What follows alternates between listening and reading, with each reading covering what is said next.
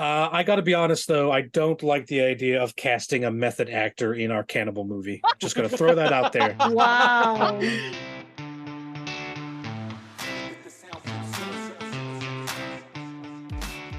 Hello, and welcome to the Original Remake Podcast. My name is Pat, and I'm here with Amy, Hello. Andrea, Hello. and Nick. Oh, hi. And today I have picked the 1999 Ravenous. Question? Yes, it was 1999. I couldn't Yes. remember when I was reading this out, and I just kind of guessed. Yeah, wasn't that long ago. Well, it feels like it wasn't that long ago, but True. it kind of was. It was. It was 2.5 decades ago. Oh my God. Why you gotta say it like that? Sorry, I hired someone today at my work who was born the year I graduated high school, Ooh. Oh, which shit. which means I've been alive an entire adult person amount of time out of high school, which is very annoying to me. So wait, you're doing like actual work now? Yeah, I'm afraid so. All right, so this movie is my pick. I remember seeing it. This is again another film that I saw back in like the early 2000s. That kind of left an impact on me. Essentially, this is a kind of manifest destiny satire about the West, in which some cannibals get stronger and heal and have kind of good health and long life, so long as they are eating people. And so the hunger for flesh continues to grow, and an army captain gets caught up in kind of these events at a fort in the wilderness, and kind of goes head to head with the main cannibal played by Robert Carlyle, who is brilliant. That's pretty much the synopsis. Stacked cast. I've said Robert Carlyle, Guy Pearce, David Arquette. I wouldn't describe as stacked, but I guess he is in the movie. He's definitely the 1990s guy. Yeah. This is definitely a 90s cast. Neil McDonough, you probably recognize from Band of Brothers, but probably some other things. He also played Lieutenant Hawk in Star Trek First Contact. Oh, there we go. Oh, yeah. The more you know. The random Star Trek trivia returns. Oh, We've also got Jeffrey Jones, who most people know from Ferris Bueller's Day Off, and anyone who's been on the internet knows from him being a child molester. Big sads. oh Yeah. God, I didn't know that. Yeah. There goes Awful. my childhood. Yeah. So if you're wondering, hey, what happened to that guy? That's what happened to that guy. Woof. Yeah.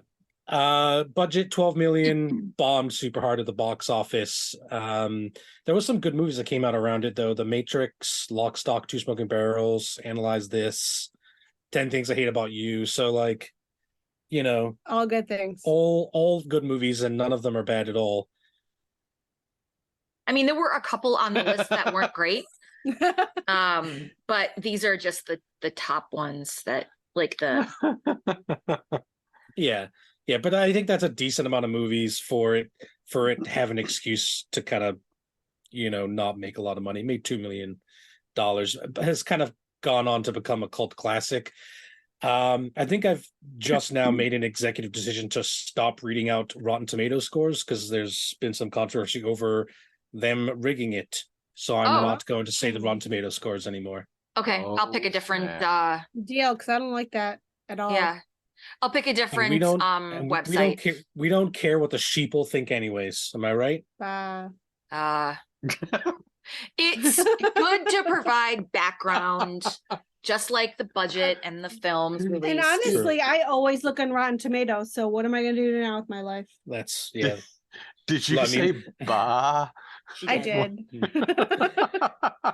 So let's jump into kind of our review of the film. And before anyone says anything, we're going to all go ahead and give it over to Nick, who notoriously hates gory films. Nick, gore factor wise, did you make it through?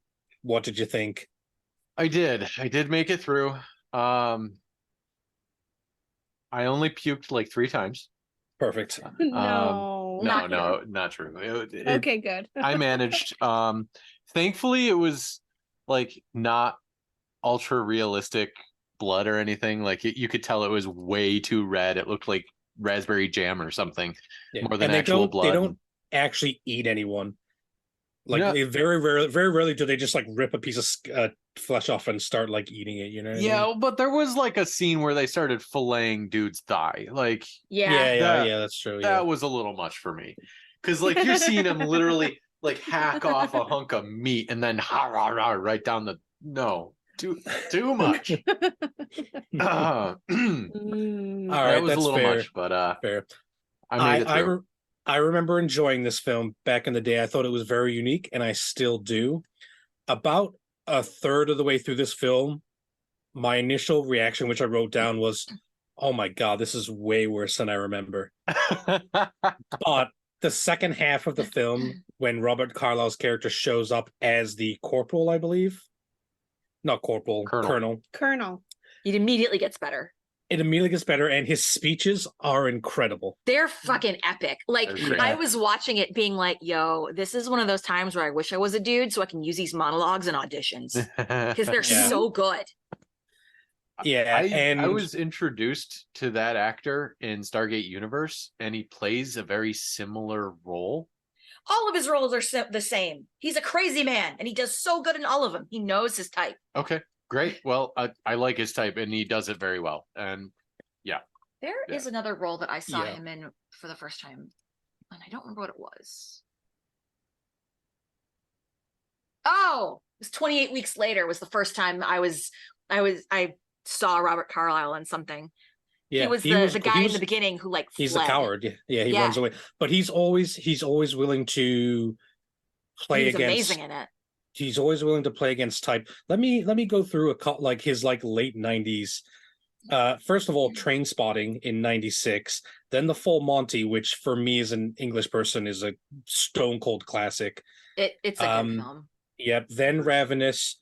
He also played a villain in The World Is Not Enough, that James Bond movie. Fantastic film. I think it's very underrated. Like what a great run of films, like one after another. You know what I mean? Oh, he was the villain in Aragon. Holy crap. oh yeah, I remember that. That movie sucked, but he was really creepy in it. Damn. oh right, Rumpelstiltskin in Once Upon a Time. Yeah, which Yeah. he was fantastic in. Yeah, I got burnt out on that show, but yeah. for the first few seasons, it was good. Yeah.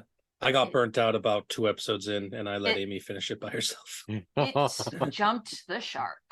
Yes, yeah, and one might even say it launched in midair.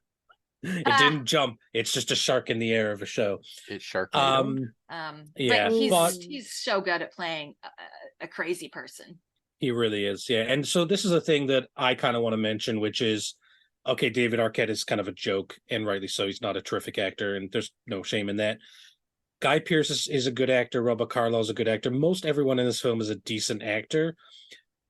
But like something just kind of feels off about their interactions, except for Guy Pearce and Robert Carlyle. Does everyone else feel like everyone else is like just kind of a caricature, Yes. Yeah. and not, you know what I mean? Yeah. So one of the notes that I put down is I had found myself comparing this to Dog Soldiers. Okay.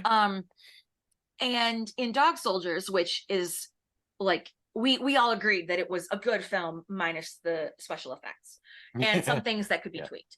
Yeah. And one of the things that we talked about was the fact that the soldiers in the strike force had fantastic chemistry. Yeah. These guys do not at all. Like I get the father figure from Colonel Hart, but that's about as far as it goes. Yeah. I don't know. It's not. I was kind of not wondering. great. I was kind of wondering if it was like direction, like if they were told to act that way, because I almost had this feeling that in the beginning or the first half of the film that it was like a story between what was he before he was Colonel Ives? Calhoun. Yeah. Calhoun. Oh yeah. It's spelled weird, but it's Calhoun. But between Captain Boyd and Calhoun, I kind of felt like they were the only two that mattered, and everything was almost kind of like a dream sequence. I mean, yeah. That anything Yeah. outside of the right here, the right now, just was inconsequential and didn't really matter. So that's Yeah. why we only felt like a 90-minute movie with a 30-minute prologue, right? And then Yeah. so like Yeah. only 60 minutes of it actually matters. I feel like a good chunk of that might have to do with the directing. Like you said, didn't have direction because the director is Antonia Bird. And she took the helm after the original director, Milko, I'm going to butcher this, Manischewski, was Close enough. fired. And the director happened to be a friend of Robert Carl's. And he actually Okay. petitioned the studio to hey, hire this person. I've worked with her before. So Ah. it would make sense that A, the vision changed, and B, if Robert Carlyle's character wasn't previously a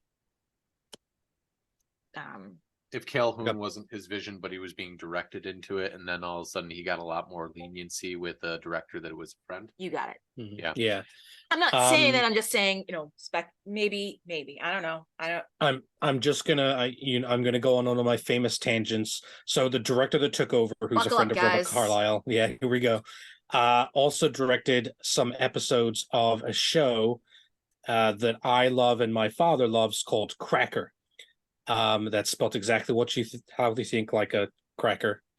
And it is one of the early kind of detective shows that's like before its time.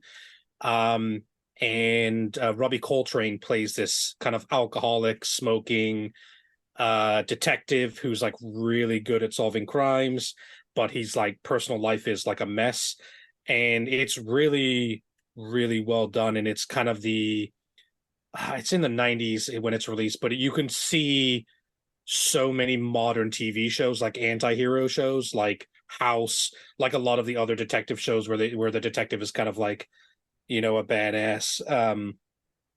This is one of those shows that is really, really well done. And even in England, it's not particularly well known, but in America, it's like unheard of and it's excellent. So she directed that. So go watch that. Tangent over.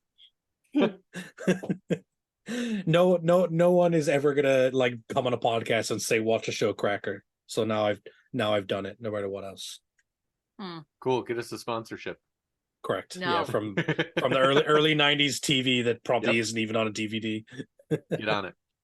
Yeah. Definitely Yeah, early 90s. so Andrea, you mentioned the directing. Mhm. I think we can agree this is kind of all over the place, right? There's like that the first half and the second half are completely different.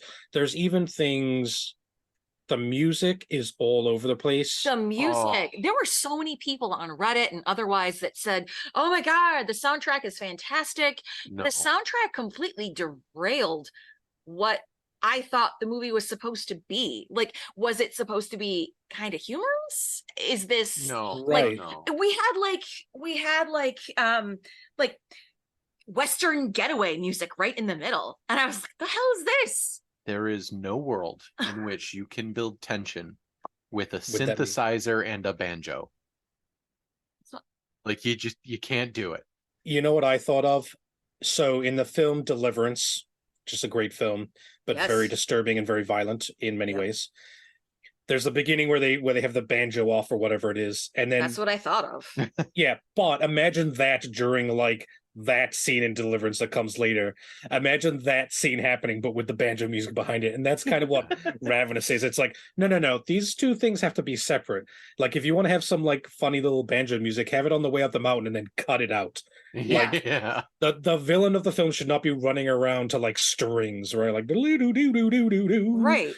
And like it's I ridiculous. And a synthesizer. And Like, someone playing like a synth keyboard with a banjo over top. Like you Right. cannot Well, build tension that way. that's an ancient native music technique, Nick. Come on. Is it? Is it the folksy sound? I thought I was Yeah, like yeah. going crazy more than I already am. So I listened to the soundtrack separately, Oh god. like a little bit of it. And I'm like, I don't see or hear like Gladiator is a good soundtrack.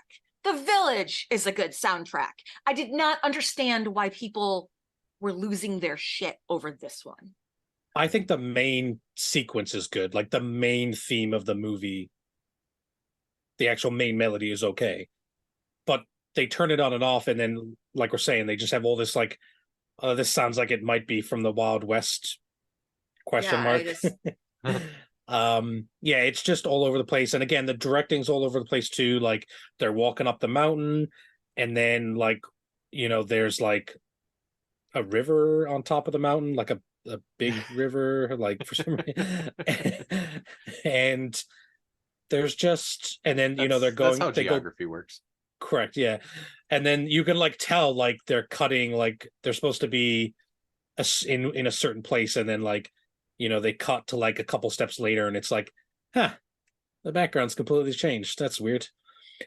Which, listen, it's the 90s. You probably got a limited amount of film. I'm not dragging it too much for that. But and then you get back to the camp, and then there's a whole subsection, a whole tone change, and then Robert Carlyle comes back, and then the tone changes again in a good way this time. So it's yes. just, it doesn't feel like a complete film. It feels like four people directed like each a quarter of this film. Yeah, I think that's a fair assessment. Mhm. Yeah. Amy, thoughts? You've been quiet so far. I like the up and down. I know it wasn't I know there's lots of things that probably could be changed, but I just like the concept of the movie. I like how in a way it's sort of, you're comparing how the war was, and also cannibalism, and the war that it was set in was so similar that it fit. It absolutely fit, I mean, it was the Mexican American War. Yeah, I mean, And they were basically brutalizing them. well, I mean that, and the fact that medicine at that time was essentially Don't get sick. don't get seriously. sick or you're gonna die. No, seriously. Don't Like get sick. that was one thing I was thinking about. Like if in that time period where medicine was basically non-existent, and if you like, and doctors were literally butchers, well, they were literally barbers, not butchers, but same difference. uh, if it was found out that all you had to do to be healthy again and survive tuberculosis or being shot or having your foot mangled was to eat a person, I think there would be more cannibals. Yes. And I mean, historically, there were a lot of cannibals. It really was. I think this is based like there's Yeah. definitely been cannibals like eating each other, like in getting stuck in the mountains and stuff like that. That's historically accurate. I do have a little tidbits. If you do end up, if you've seen this movie or you want to see something very similar to it, there is a TV show that came out, and I had to look up the year 2018, The Terror. I don't know if anyone's heard of that. I've seen that. It's they get stuck in the Arctic, right? Yeah, but it's about the Japanese American war, World War II, and it's just like the whole naval army. Oh, maybe I'm thinking of something else then. Alive? It's based Is that on what a you're boat. thinking? I didn't think it. I thought it was Europeans who got stuck on the boat, and there's a polar bear trying to kill them. They think it's a big monster. That sounds fun. Well, I did see a couple of videos where they were comparing The Terror to the TV show, and I thought I've seen it, so now I'm not even sure. There was a follow-up to The Terror. Yeah, so the first season of The Terror is the American or the British boat gets stuck in the Arctic, and this like mysterious monster bear comes to get them. And there's also some native Eskimos up there. I don't know if you're supposed to call them Eskimos, sorry. Inuit. Inuit, there we go. Then Indigenous the second people. Yeah, then in the second season, which I have not seen, is Japanese American family in like the camps, right? But it almost it's historical, but it has a weird Yes, spin. it's like a fantasy historical. I like that. Yeah, historical fiction, I guess you would call it, right? Yeah. If it was a novel, like that's what you would call it. Yeah. Yeah, like All Quiet on the Western Front. That's historical fiction. That's a good recommendation. I think it fits. Yeah. And I also like that the lead character was essentially the coward. Oh yeah, I love the I mean, the first scene, it threw me off. I didn't The first I scene have- is enough to make you be a vegetarian. Oh my God. But you really Like- don't see why he acts like that until a couple of cutscenes later, why he feels so nauseous or uneasy or, upset with himself so much is because he was such a coward of the carnage and the killing. And then it turns out that it's the one thing he has to do, Well, either to everybody or himself. Well, he ends up pretending to be dead. Yeah. And But then he's exactly, They he throw doesn't him with want the to do rest it. of the and then they throw him with the rest of the bodies, and blood drips into his mouth. Yeah. And that's how he Yeah. gets the strength to like Right. murder Although everyone. he doesn't know it at the time, right? He just Right. thinks, yeah. I don't mind that. I kind of wish it was more explicit that like, like maybe he had to stay there for a while and like actually had to drink the blood or something, you know what I mean? But I mean, I like the general idea, but You get into more of like the vampire Yeah. things and yeah. Can we put a pin in what you just said, Of Pat? course. Because that's Yeah. one of the changes that I think we should make. well, does anyone have anything else about the film? I know I could go dive into like massive detail about it, but I think I've said my piece about, generally speaking, how I feel about the film. So, all right. So let's move on to changes then. Changes. Copyright strike. Oh no. So let's unpin it then, Andrea. Let's just dive right into the beginning then. Go ahead. Okay. Well, I felt like it needed to be so in the beginning, Amy, like Amy said, Boyd, Guy Pearce's character, cowards out and fakes his death and ends up being piled on top of a whole bunch of other dead bodies, and he inadvertently gets blood in his mouth. And thus has the strength to murder everyone on the Mexican fort. I feel like we didn't get that piece until almost midway or 3/4 of the way through the film. And I think I personally would have tried to put that a little sooner or made it more clear. Or Amy, like you said, like had him sit there or wait, was it Pat? Like you guys said, have him like be there, like have him be marinating there for a couple starving for like days. Yeah. So like because then like you're under these bodies for like a couple days, and then it makes it like they're eating meat in the beginning, and it makes the scene you're sitting there under like meat that's been in the hot Texas and or Mexican sun for like days, and it's just like you said, marinating is the horrifically perfect word for it. Yep. I don't know. I kind of disagree. I think the way that it was fine. I mean, his actual words were, as I was laying there for hours on end, their blood started dripping down my throat. There was nothing I could do. Oh. I mean, And- you could turn your head, but that's fine. Yeah. I mean, right? he Close could- your mouth. Well, here's the cool thing in hindsight is he couldn't until he got the added strength from drinking all the blood to then crawl out from under the pile. So wait a second. You're just lying there with your mouth open like this. No, but it's either I mean, you saw the amount of blood going across his face. It's either lie there and learn to breathe blood, or open your mouth and mouth breathe and occasionally have some of it run down your throat. I mean, it wasn't like so much blood that it was like it wasn't like a waterfall of blood that he inadvertently breathing in. Right, but like, so I guess Also, they made it clear that you have to eat, not breathe. If we had more budget these days, I would make that whole sequence in the beginning a little longer too, and make it so that like the murders, like him go on like a rampage in the beginning, because like the flashback you see of him like murdering the Mexican outpost is like him just walking on a ramp and killing like 2 people, and then that's it, right? Right. I wanted more. Yeah, so like you get the impression from their discussion that he kind of like woke up, took the base single-handedly, and you didn't get to see that because, again, I presume budgetary reasons. But moving on from that conversation, I think it's generally speaking, we want more from it, right? Mhm. We want more from the beginning, Yeah. most of us, except for Nick. Well, no, I agree. There's time for it too. Like it's only an hour and a half long movie. I think they could Yeah. definitely could have played with that a little bit more, but It's only an hour and a half. yeah, just barely an hour and a half. Wow. But like I think it was sufficient. Amy still fell asleep in the middle of it though. I don't blame you. I did.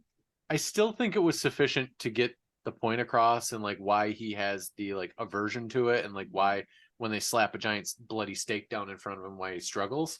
And I also think that's why that scene everybody's steak was literally as rare as could be and like bleeding on the plate is because they were trying to stretch the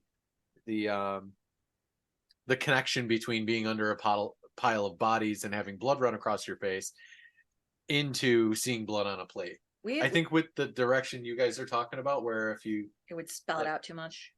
a little bit, yeah.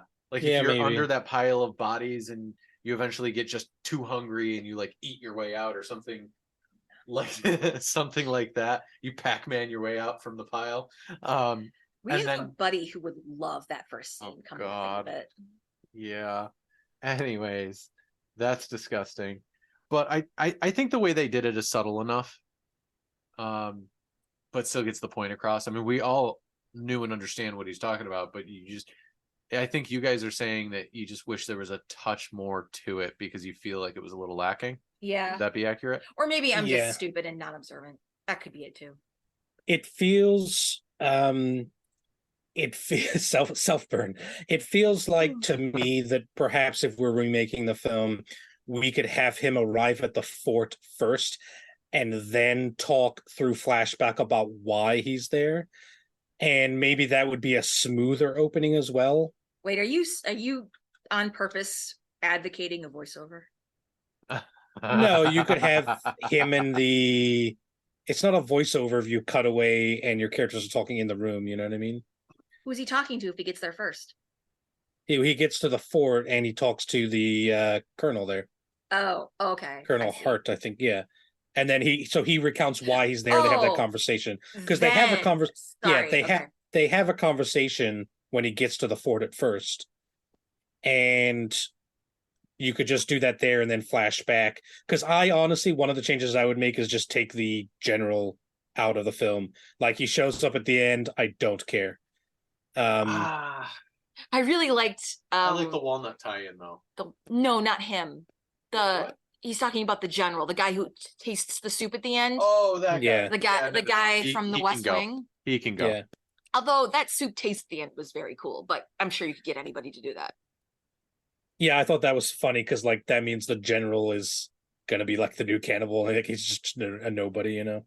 And the But, cycle continues. And the cycle continues, yeah. But I would take him out of the film, so you can take him out of the beginning too, and just have Guy Pearce recount his story to the colonel. And then because the colonel does kind of like that.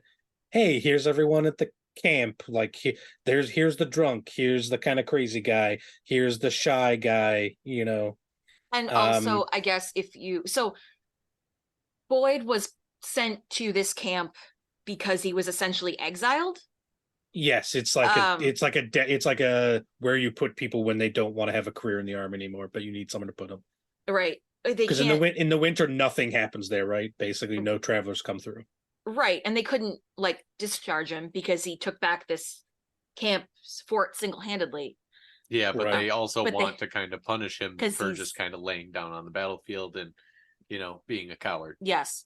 Yeah.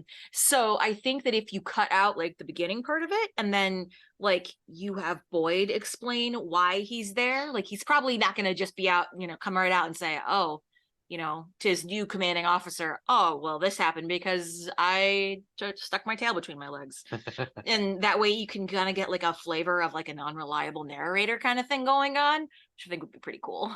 You could have the Colonel Hart describe the events and then using flashbacks have what really happened, but Guy Pearce's character Boyd doesn't tell him. So the audience knows, but the other characters don't. That's a thing we can do. Right. All right, let's move on from this because we've got to get up the mountain.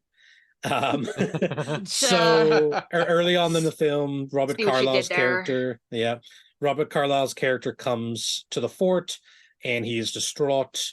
And he mentions that there's people stuck up in the mountain, and so Colonel leads an expedition up the mountain with many of the people in the fort to kind of rescue these people if possible.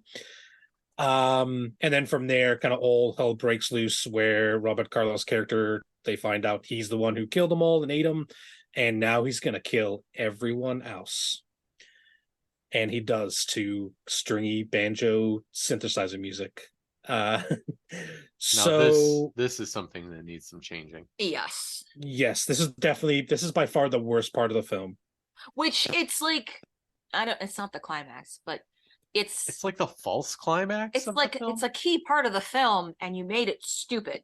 You made me feel secondhand embarrassed Yeah. for what was going on, and it's an important part of the film.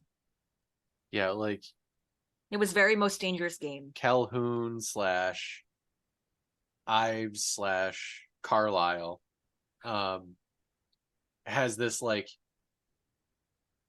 raging chimpanzee moment Yeah, yeah. where he just Where he's starts like- digging at the ground and Yeah. everything. I didn't quite What the hell get was that? what the hell that was. Right. And when he gets back to the fort, he's like a total badass, right? Yeah. Just in the normal, regular dude. Yeah. Yeah. But like we didn't go anywhere with that. We literally set that up for no reason. Yeah, what was that? A change in direction, I'm guessing. I thought it was like, I originally thought it was like there was like a weapon buried. And Well, he was gonna like Oh, get there was the a weapon. There was. knife there, right? Yeah. Oh, Knife. that's Yeah, what he was yeah. digging for. Yeah, Yeah, no, I but- get that, but like Yeah. the way it all happened. Oh, yeah. You're And- right. Yeah, like- it's bizarre, right? And then Yeah. like shoot him. He's coming at you with a knife. You've all got guns. Like, what's happening here? Yeah. Like, Yep. Yeah. yeah. There was a better way. Like he could have done that on the sly when Yeah. Private whatever pisses pants is. And is just kind of standing there staring at daisies and butterflies and shit. Like stab him. Use Or- him as a human Ah! shield. Or you have it so that Boyd and the other guy, the Marine, go into the cave. They figure out that Ives was the one who was actually the cannibal. They run back out, and everyone's just been butchered in front of them, right? Oh Like, yeah. Yeah. So, like- that's so, how like- you so, do like- it. because it wasn't a Hide it. surprise, right? Yeah. Yeah, you could have hit that in the beginning of the film. It would have had And- so much better of an effect. Yeah, and then all of a sudden you come out and like everyone's just been gutted, right? Or like the people who came. I think that would be really, really Well, cool. Yes and no, because like okay, if you come out and everybody's gutted and then you see this like shadowy figure dipping off into the woods or something, because that's when the chase kind of starts. Ah, well, Yeah, well, you what- can see him literally eating someone. That'd be awesome. Right? And Like, you yeah, could- and then you could he scampers off into Well- the woods and you pursue. you could yeah, also get around it because Hart wasn't completely dead yet. I'm Right. not dead yet. When they found him, so you could be like, they could see him like scamper off, and then they could hear from Hart being like, "Oh, it was this guy." Yeah. You know. yeah, or Boyd stops to see if he can save Colonel Hart. The Marine runs off, He's already dead. and then it's three people running through the woods trying to follow each other, right? The Marine is trying to follow Ives, and Boyd is trying to keep up with the Marine, and you can kind of have a cool chase sequence without, because there's like some flash cuts of Ives just like standing in some trees, and then And like They kn- maniacally laughing. and then he just disappears. Like they don't look Yeah. away. He just like literally disappears in a Yeah. cut, and I'm just like, What even is this? yeah, like, He's they're- superhuman. It's Yeah. Robert Carlyle being Robert Carlyle. yes, Carlyle? I think God, I can't Carlyle. pronounce his name. Carlisle. I think the plot point and the reason why we're there needs to happen. I just think it could be done so much better. yeah, I Like agree. you can hit every one of those beats still. Yes, And there's nothing wrong with that. Like on paper, those scenes probably played out fine. But how they made it through that and recorded it the way that they did just doesn't work. yeah, I agree. All right, and then we get to probably the most expensive stunt of the film, which probably cost them like literally $1 million of their budget. And this was in the trailers, I remember. The fall? The jumping off the cliff and hitting the tree. God, I fucking hated that. That It was was so so stupid. I He would mean, have you're broken limited. every bone in his body. You're limited by the time, by the technology of the time, but I don't think it's a bad effect for the time. It's a pretty tall tree. He only falls like 15 to 20 feet before he starts hitting things. Well, And they should have that's done a better camera angle looking over the cliff then, I don't- because like it looked Sure. like hundreds of feet. it did look like Yeah, hundreds yeah. of feet. I mean, the whole drop is, but the trees are pretty tall. Well, my problem with that scene is that not that the effects were bad. I thought it was fine. I think that if someone were to fall from that height through trees, he would be dead. Like there would not be anything. He would not be alive to do anything. I don't think. Like I mean, I you guess could the point is for him to. you could definitely die. Yes, and I you feel know. like maybe the point is for him to be desperate enough to like eat Private Reich, the Marine. You Yeah. keep talking about. But I still feel like that he would just. But you're literally designing the story. Pick a cliff that's something you couldn't scale easily, but could fall off of and survive. Like into water or something. I know that's the oldest trope in the book, but at least No, you like break a bone when you hit the surface. if you're I just- don't mind the forest. I actually want him to fall and break. I want to see his leg literally snap. I And mean, it sorry, did. Nick, I know, but you don't really see it that well. It's not pretty. Oh. It's not particularly well choreographed. Thank God. But I would love to just see it snap, and then I love the fact that he has to eat whatever the Marine's name is. I can't remember. Yeah. Private Uh, Reich. After Reich. a couple of days. Yeah, after a couple of Um, days. Yeah, but like, don't even have Ives come down and look for him. Just have Ives be like, "Well, that dude's dead. I'm leaving now." Because then, like, they fall into like this cavern that's covered by a tree, and I'm like, "What the How- hell is this? Like, how did How this did happen?" you fall into that, and how are you now hidden? Yeah. Yeah. Also, But also, yeah, like- can like he could see you, right? Like through, like it's just a hole in the ground. Like, Right. Maybe we look in this hole in the ground. Yeah. Nope. I came all the way down here not to look in this hole in the ground. Not to A look in this place, suspiciously covered hole. Yeah. yeah, a place where someone could definitely be hiding if, say, they needed to hide from me. I will not look in here. Yeah, I guess my only point is that if you're gonna tell this story, and as the director or the cameraman even, like, shoot an angle so that it looks like that cliff is equal with the top of a few trees, Okay, that's so fair. that jumping off the cliff into some trees and falling is like a legitimate thing. I mean, it is the Pacific Northwest. That is mountains. Right, but Or that's mountainous. what we're saying is you're not jumping off of a mountain and surviving. Right. Like, the statistics are against you. Right. So since we're painting this picture anyway, and we get to choose what the portrait's going to eventually look like, Hmm. let's do it in such a way that it actually makes real sense and is believable. And I would imagine that if he'd fallen that far, he would have he would have screamed bloody murder, and Ives would have found his ass and eaten him. Like, Yeah, I mean that is true as well. I mean, he was enough of a coward to like play dead. He's probably enough of a coward to scream bloody murder when someone is trying to chase him, kill him. All right, what else? What else would we change? So we're down the mountain. Now let's get back to. There's a new colonel showing up. Oh my God, it's Ives, the same guy who was the cannibal, and now he's in charge of everything. My God, I saw that coming a mile Oh away. yeah, like Oh, we 100%, looked up. yeah. We were like, what characters do we need to recast? And the second we looked at the character names, we were like, ah, shit, we just spoiled it. But I still liked the reveal. I'm not gonna lie, I still really did enjoy it. Like, outside of looking at the cast list, you could still see that coming a mile away. Well, yeah, But yeah, I was still here for it. yeah. It was like, okay, this is fun. I kind of wish they didn't do the psychopath digging in the dirt thing just, a few Yes. seconds before, I mean, and then Agreed. abandoned that entire thread. maybe the purpose was to show the contrast between the two. No, it just made it unbelievable. It was immersion Yeah, breaking. because for me. it's the same character like 2 days later, right? Like, The difference is Um, one has just eaten people and the other has been starved for people from eating people. I mean, I I would- guess I I would could just- see that. I but, would just like, make him fake, and then when he's not faking, he just turns into a total badass at the end. Like You it know what was I mean? more 'Cause intentional. Yeah, his monologues are incredible, and So good. Yeah, Oh my I wish God. again. I wish it didn't seem like he was faking. It seemed like he's absolutely out of his mind. And now, when he gets back to the fort and is the colonel, he is totally in command of all of his emotions. You know, everything like that. So, um, I would have liked to see a little bit more of that cold, calculating side, um, when he was doing his whole Ravenous scene in the woods.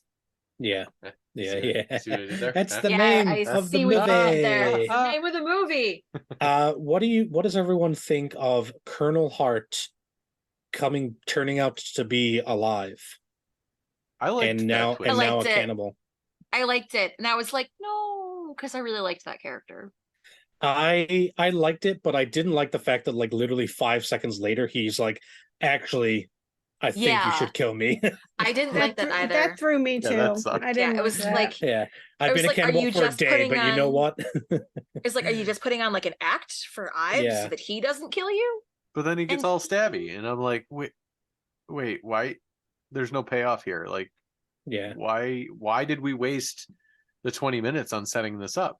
I was fully expecting Hart and Ives to kind of buddy up and like become the new big bads and kind of convince uh Boyd.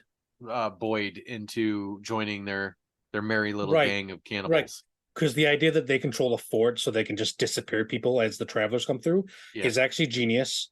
And then I wanted Hart and Ives in a conflict towards the end of the film with Boyd and Martha.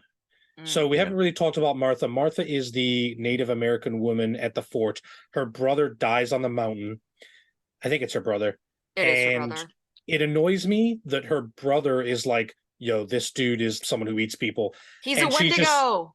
yeah, which is, it's like, you know, a Native American, I believe, myth, if I'm not mistaken. And the fact that she doesn't believe him is like, yeah, I'll just walk I'll- away and be out of the film for the whole film. I wish she was there and believed Boyd and was helping him. Yeah, that doesn't make Yeah. any sense that she wouldn't believe him. You have the character, utilize it. Like Yeah. it was a little upsetting that her character was just so underutilized. Yeah, they I sent agree, her yeah. away to To get the general. Town Yeah. to get the general, and then to So yeah, Do I that. would keep Get her food. around. And when it comes to casting, I know a lot of us didn't recast her. I did because I have the perfect person, and also because I would make her a bigger role in this film, especially in the second half, right? Which again, I'd be happy to make longer, you know, add scenes too, because you know, Nick, like you said, it's barely over 90 minutes. So Yeah, and developing a little bit of a story arc with Hart would be the perfect fill for that. yes, yeah, and then you can make whatever Hart does more believable, right? Like again, Yeah. like Hart he shows up. Oh my god, he's alive now. He's a cannibal. Oh my god! Like 2 scenes later, he's like, "I think you should kill me." You know what I mean? If you want to sell the morality tale, which is I think the direction they were trying to go with Hart's character, if you want to sell the morality tale, then you have Hart and Ives band together and just go off the deep end. You know, they're already characters of power because of their station in the armed Yeah. forces. Like you push that angle and you let them run mad with power, and you have Boyd be the voice of reason saying, guys, what you're doing is wrong. yeah, he already has the moral high ground to begin with. Right. And in the end, like he has to make that decision. Do I want to stick to my moral guns or do I want to just give in? But like you could sell that story so much better if you had Hart as the middler. Like playing the middle ground of, I see don't what you're know, saying. but maybe I should, and then slipping to the quote unquote dark side. And if we Yeah, knew or- more about him, because I keep referring back to Dog Soldiers, we knew a lot about each of the guys in the squad, the strike team. Here, we don't know anything about him. We know that Hart likes to read, and that's it. But Yeah, does he like to and- read, or does he just like to crush nuts? But so Yes. it's a metaphor for manifest destiny, right? And Yeah. and our country's history regarding all of the things that come along with that. Hart is a great character to explore that because he's the type of character who would find a way to justify what he's doing. Right? Oh, we'll just eat the bad people. We won't eat women and children. We'll find the criminals and the vagrants and just eat them. You know, and we will find the other, you know. We won't eat So the brains, just the legs. yeah. This is Venom. Just Yes. a lot less So Venom. so he's a perfect character to like kind of expand in the film and have a kind of a more nuanced role. And again, Martha, 100%, I want more of. And I kind of want her to be a badass, to be perfectly honest. Like, you know what I mean? That I mean, she potential's sort there. of is.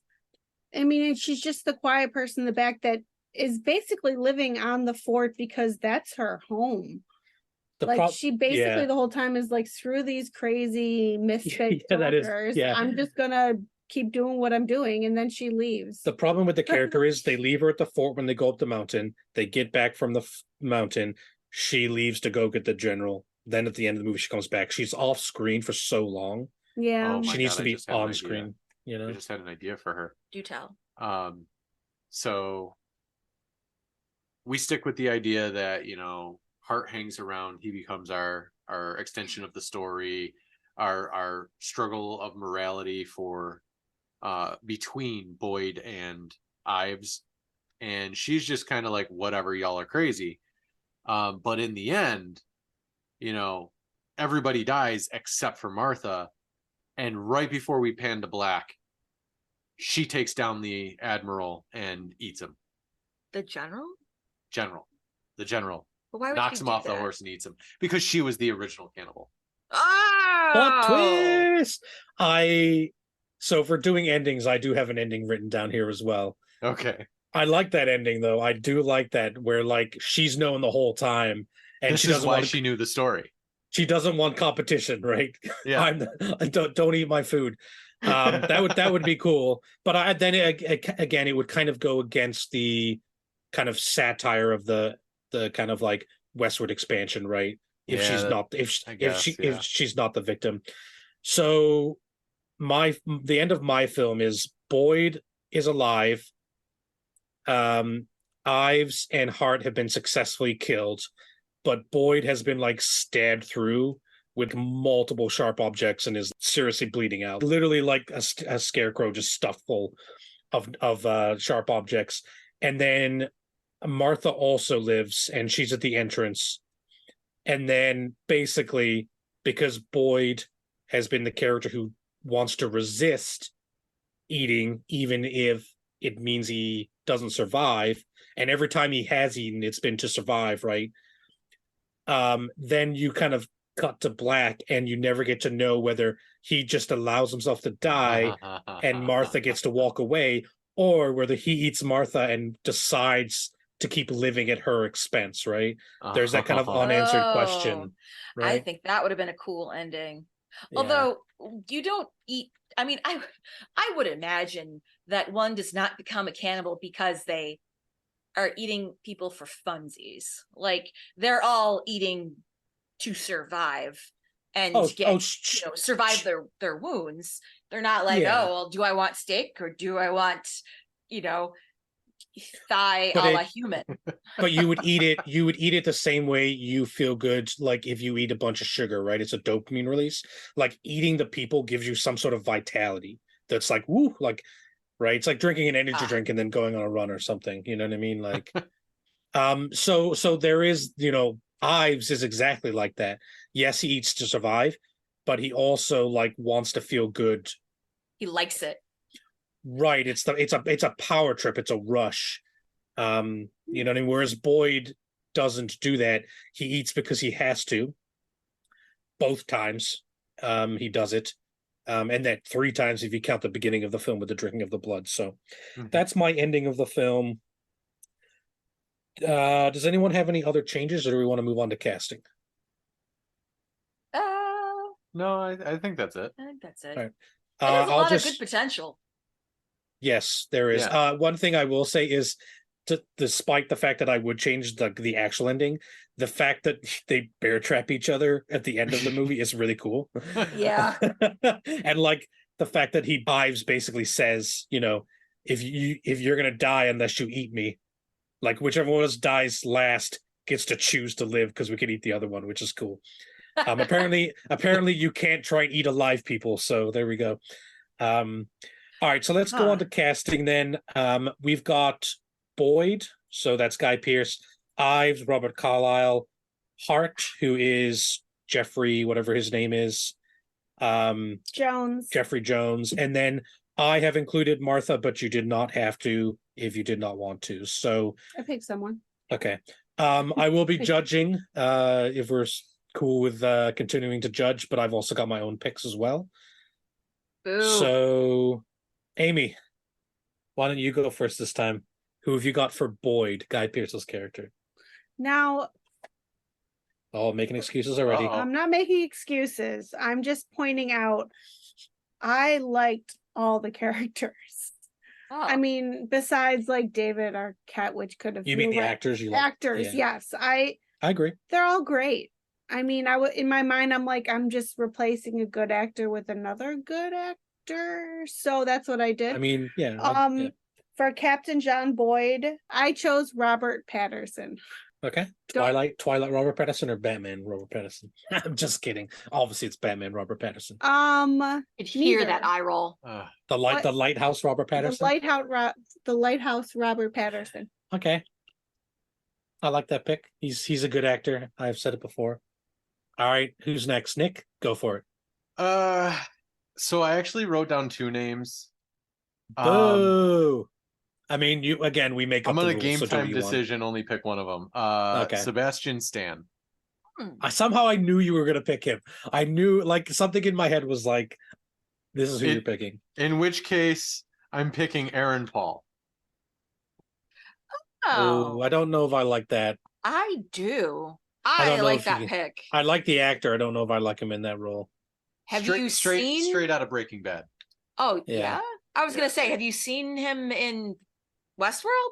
He was great in that. Oh yeah, that's a good point. I forgot about that. Yeah. He did do good in that. Yeah. Yeah. All right. But yeah, those are my picks. Okay. I don't hate Sebastian Stan.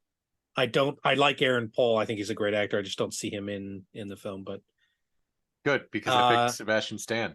there we go. Perfect. I knew it. Andrea? I picked Domhnall Gleeson. I like this. He's the he plays one of the Weasley brothers. But he was in Ex Machina as the guy that goes to Oscar Isaac's place. And he's the General Huxley in the new Star Wars. Oh, okay, yes. I know that dude. Yeah, he's General Hux. Yeah, General he's Hux, also in an episode of Black Mirror that is very good. Oh, I think I saw that. I can't remember which one it was, but yeah. Is it the one that he was in, the Choose Your Own Adventure one? No, he's in one where I think they make like a replica of a person who's dead, but it isn't the same or something like that. Oh, okay. Okay. I think he'd be good. In the sense that, like, I've seen him play a lot of roles where he's like sort of browbeaten and a little bit of on the short end of the stick, I guess. I don't know. I think he's great. I think he'd do good. But as a representative of the Ginger Court, how is he supposed to devour souls if he doesn't have one? He's devouring souls to make up for what he doesn't have. Yeah. You should know. Wow.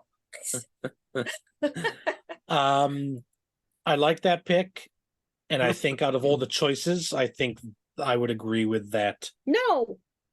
Yeah, Domhnall Gleeson. I think he's a great actor. Yeah. He is a good actor, but he is a good actor, but that can't be. He's got to pick for his fellow Brit. No, that's true. I've also gone with a Brit. I've gone with Aaron Taylor Johnson, who I feel like is one of those actors who's like super underrated in everything he does, and can definitely play a coward, but also play someone who like comes around. I feel like I picked him a couple weeks ago. It's possible. He's been in a lot recently. He was in Bullet Train. He was in Kick Ass. Bullet Train was great. He seems way too much like a hero. Well, he's an actor. He can act like not a hero. Actually, you know what? He was in. Saying. Sorry, that was way. savage. Yeah, I fucking he went. got I went. offensive. I went 110% sass on that one. My bad. Amy, he's an Not feel bad actor. at all. No, you know what I would cast him from? The remake, the Godzilla remake. He's an actor. He's great in that because he's competent, but he's kind of unsure of himself. Kick ass. Anyways, he's a good actor. Bullet Train is one of those underrated films that everyone is starting to see, and everyone who does is like, "Oh yeah, I like this." Bullet because Train. it's good. When was that made? It's new. It's only like a year old. Wow, Yeah, I it's- cannot spell. Yeah. It's an action comedy? It's fantastic. Yeah, it's great. Oh. I liked All it. right, well, I know what we're doing after we finish recording. I There we suppose. go. Falling asleep to the movie Bullet Train. All right. Let's move on to Ives then, Robert Carlyle, and let's keep the same order. Amy? Go That ahead. was predictable. Joaquin Phoenix? Okay. He is a good actor. Kiwa? He's a crazy mofo. It's funny because I almost picked that too. Yeah, he I scribbled it I out. think he could play because it was too predictable, right? Yeah. Yeah, He's a I freak. kind of, I was gonna pick him from like Joker. Yeah. How old is Like- he? Ah. Old. He's getting up there now. I don't even know Yeah, how to spell his but- name. I'm literally He is 48. JOAQI. 48. We're good. Oh. I guess that's still young enough. I'll allow it. I mean, And in he the is a West- terrific actor, and he's Robert Carlyle level of playing a villain. So I like your pick.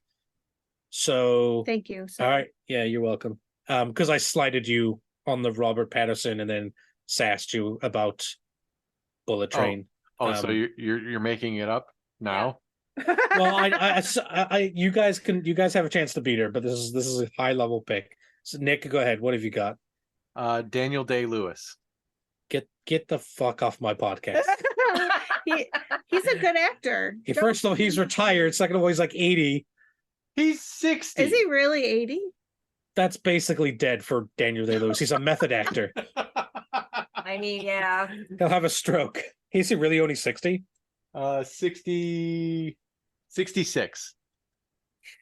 I mean, it's not like they need to be a spring chicken. They just need to not, they need to look like they can Yes. eat meat or people. And he's also got to be old enough to be like He high is enough rank in the. he is younger than everyone who's run for president in like the last 15 to 20 years. So Ooh. I guess that technically counts as young enough. If you can be president, you can act in this film. I got to be honest, though, I don't like the idea of casting a method actor in our cannibal movie. Just going to throw that out there. Wow. Where's your sense of adventure? No, he could probably The- practice by just eating raw steak. Yeah, the dude will bite someone, and then we'll have a lawsuit on our hands. I refuse. Oh my god, so good in and out of the theater. But honestly, I had to pivot to that because I also had Joaquin Phoenix down as one of my picks. But I was like, no, I'm not gonna double down here. So I switched up to Alright. Daniel Day. Okay, all right, fair enough. Andrea, I swear to God, I wrote down Joaquin Phoenix and scribbled it out. So I picked Willem Dafoe. Oh, Yeah, he's speaking of ancient people, Honestly, I would keep Robert Carlyle because he was You know out of what? his damn mind, but Willem Dafoe would be perfect. he would Willem be Dafoe. so Willem good. Dafoe is 68, so Daniel Day-Lewis has actually got him on age. yeah. Hold on a second. How old is Robert Carlyle? Can we just keep Robert Carlyle? I want to. Is he the one we Really keep? Good. He's 62. He's young. He's younger than all your picks. Yeah, shit. But somehow looks older. Yeah. I think he just has those faces that look like an old man British face. way. Yeah. Once British people hit 40, You just look ancient, and then you it's- don't age out of ancient for the next 60 years. correct. Yeah. Oh, I okay. mean, when you spend your entire career playing evil people. Yeah. So, Pat, does this mean we get you Botox for Christmas or? No. We age. I'm gonna age like a fine wine that has been dropped on the floor. There's a Okay, joke. so Here's what I'm gonna do. Make that the Wait, stinger. who'd you pick? Wait, Did we yeah, pick the who'd same you pick? person? That's what I'm getting to. Oh, I okay. want to say before I pick, I like all three of your picks as good actors. I do think people in their 60s are too old. And I think my initial gut feeling that Joaquin Phoenix, I believe is the way you pronounce his name, is a terrific actor, method act. He is kind of like a little method actor, like kind of annoying in that Jared Leto annoying way, but not quite as annoying Yeah, but not as Jared Leto. Exactly. He's not on the punchable face list. And so we're back. yeah, and we're back. Yeah, so I'm gonna give it to Joaquin Phoenix, but What? for We picked it. outside of the age issues with some of the characters, I think you all picked people who would play great cannibals. So I can't remember who I picked. I have to I went younger. I love this guy from Legion, and I also believe he's in Downton Abbey. He's This is such a Dan good Stevens. actor. Yeah, I'm looking at a picture. Yes. I'm looking at his picture on Wikipedia, and he looks like he eats people in a Yeah, great he way. could Like I mean, I'm that so in the happy you best way picked him. possible. Yeah, he could definitely play like a Hannibal Lecter in his career, like when he got a little Yeah. older, right? Wow. Like in No, every really. single picture, Yeah, he no, I looks see it. like he's Yeah. about to or has already gone insane. He's Legion is a fantastic show, I know. I'd rewatch it again right now. and I think he's great. Oh, he was also in The Guest, which is like one of those underrated films. He was the Beast in Beauty and the Beast. That's technically the truth. Yeah. What We a don't world of discuss- difference makeup can be. Yeah, we Yeah. don't discuss live action Disney remakes here on this podcast. So please. That's gonna be my next pick. Yeah, I'm assuming he Oh. got famous off of Downton Abbey, which I have not seen. But Legion was incredible, the most unique superhero product in a long while and criminally underwatched. Yeah, so Dan Stevens was my pick. Let's jump to Hart. So this is Colonel Hart. I'm gonna win this one. Bold words. Now I kind of don't want to pick your pick, even if I like it. But Amy, go ahead. Your pick first. You won't be able to resist. I had problems. I had problems with Colonel Hart. I basically landed on Jared Harris. Did I say that correctly? Yes, he's a great Okay. actor. He is a good actor. He is disappointing me in Foundation, but That Yeah. guy. he's in He Mad Men. demands respect, but also I could also not want to give it to him. So in the same way, it reminds me of Colonel Hart. Not want to give it to him. Nice. Patrick. This is a podcast. You telling me This is a if podcast. Jared Harris was here and he's like, "How you doing, baby?" You wouldn't take No, your shot with Jared Harris? I want to give him respect. I'd let you have a shot at him. I'd let you respect him real good. Oh, If it's I like a would- famous actor, you know what I mean? Like, It's turn to. look at this. Oh, he was also in The Terror. Lord. There we go. Oh, he was in the He's Terror. also 60. He's also 62. So we're casting our old man younger than the cannibal. Yeah, but he was also he He was is a also great actor. really, really good in Chernobyl. mhm. I would Yes, absolutely yep. recommend that show. Make sure Agreed. that you have a security blanket. 'cause Doesn't it he is look a like he could read a very- book and eat a person? He is very smart. Yes. Yes. Oh, I forgot. some nuts. He's in Ah. Mr. Deeds too. That's right. Classic. That's my pick. All right, it's a good one. It's a good one. I like it. Nick, go ahead.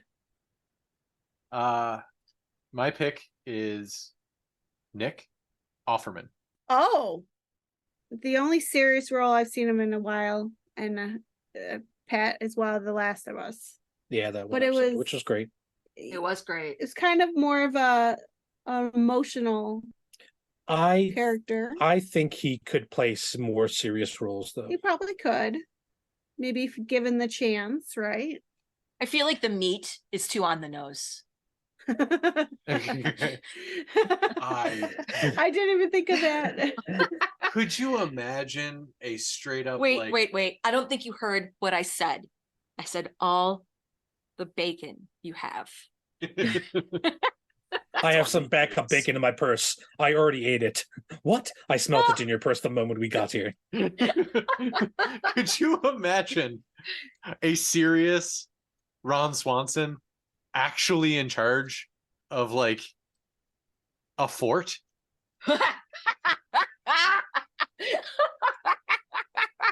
Yes, that is Yeah. accurate.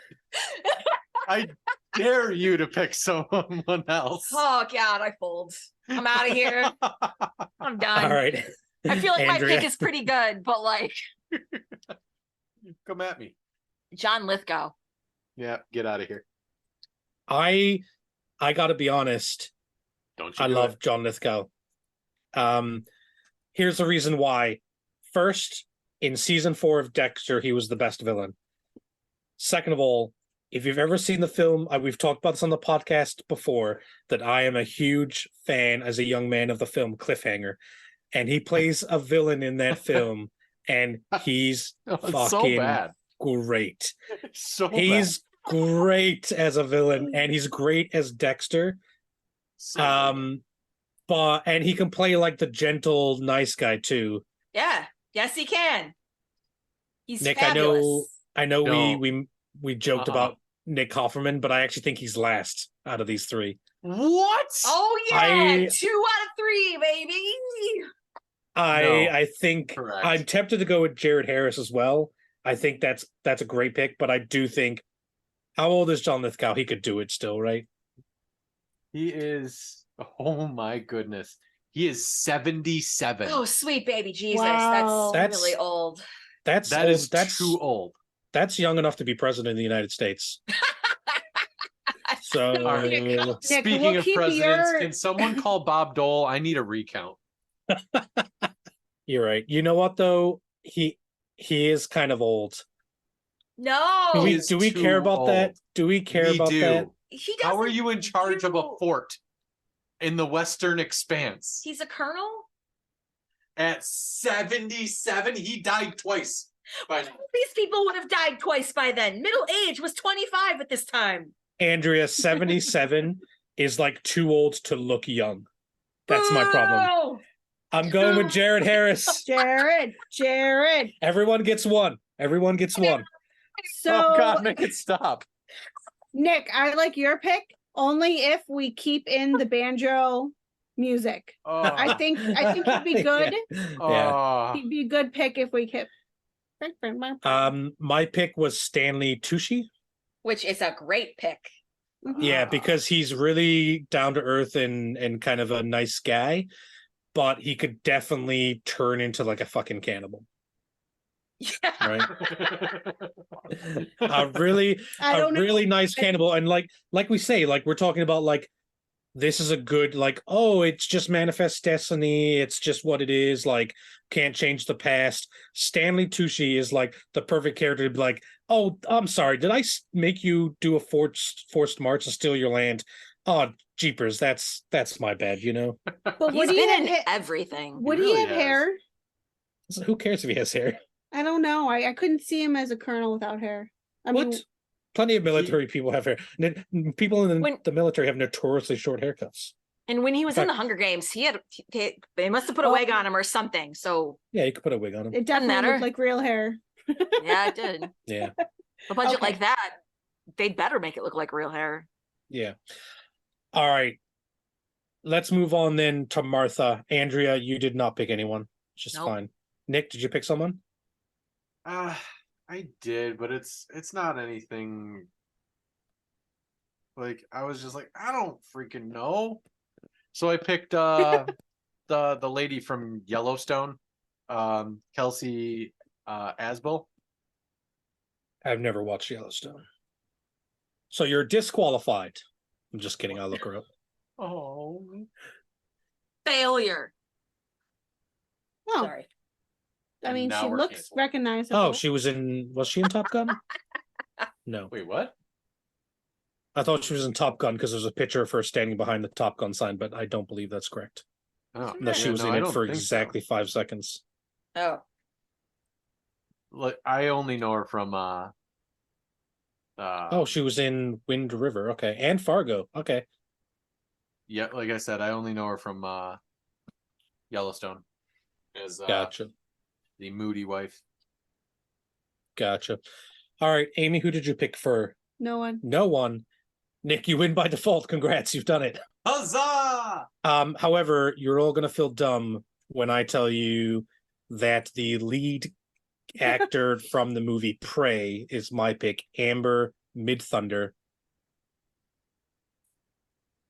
The She's Predator a great remake? actress, but is she too young? No. How old is she? Old enough to Look- be in Prey, so don't she's old say to old be in this enough. film. Okay. 26, wrecked. She Oh, boy, looks like that's- she's 12. She No. does. Who I cares? think- But she is 26. It's not how old you are, it's how old you can play. Oh, also she was in Legion too. I forgot about that. Yeah. Yeah, she was. Um, She is a great actress. she though. is really good. And she's Native American, so check Yeah. that. Well, as soon as I Ah. saw, as soon as I was watching the movie, I love the movie Prey. I legitimately think it's the best Predator movie, like better than the movie Predator with Arnold Schwarzenegger. I'm happy to say that. Like I'd stand by that. I think it's different. fantastic. It's a different view on it, that's all. Yeah, so that would be my Martha, whatever her name is. So that's the casting. Now, last segment. Would we remake the film? Amy, go. No. Explain yourself. I like the way it was. Okay. That's fair. I mean, yes, there was bad parts, but I mean, in general, it was a great movie. Good acting. I like the storyline. Nick? It's a tough one. So if we were to remake it like we discussed and we add some to the story, we give Hart a bigger role. We don't just off him because we fix some of the insanity in the woods. And falling down trees and stuff like that. Even if we did all of those things, I still don't think I'd remake it. Interesting. I don't really see the purpose of this movie. That was your excuse on Cocoon too. What is the purpose of any movie? It did. Why are we here? Explain our role in the universe. 42. Touche. Yeah, I don't know. It just really didn't do anything for me. No, I would not remake it. All right. Andrea, back me up here. I would. I like the premise. I think the themes are cool. Manifest Destiny. And I think you could also kind of make like a commentary on like I don't want to say like almost like obesity, but like you said earlier about how like eating people, it's like eating sugar and it's like addictive as opposed to not a material or like a materialism. You always want more even though you don't need more kind of thing. Precisely. So Yeah. I think you could took do it more of like capitalism. That's how I took it. Yeah, consumerism gone mad. As Yeah. in So with that. you could say, you could do the Manifest Destiny idea, but you could also make it about consumerism or what have you. And like, I think, the story's fun. I mean, I feel like all of the things all of the different shows you see that has cannibalism as a plot device is like, oh, they're in the woods and they have to survive because if they don't, they're going to die. They're out of food. As opposed to this, where it's like, I'm going to treat cannibalism as my like superpower kind of thing. Like I take it like it's my, it's my super drug that gives me like that good. Yeah, gives me those powers. It's the good stuff. So yeah, I would. Fair enough. I am with you. I would remake it, and the reason, first, I think the reason I'd say yes to remake is I think there's enough to change, and I still think the core concept of the film is good, and I think it still works in 2023 and will continue to work as a satire or commentary on these type of things. I also want to see more gore in the like we're eating people, we're tearing people apart. It wasn't gory enough. Jesus Christ. No, it was not. It would not. It was the gore wasn't good enough, and I want good gore and better action and stuff like that. So I definitely think there's enough here that's could be improved, and the film isn't some sort of untouchable classic either. Like there's definitely films that I won't pick, even though it'd be interesting to remake them because they're classics. This isn't one of them. I think we can remake this, and no one would care. So. Or we could not remake it and no one would care. Also true. Also true, probably.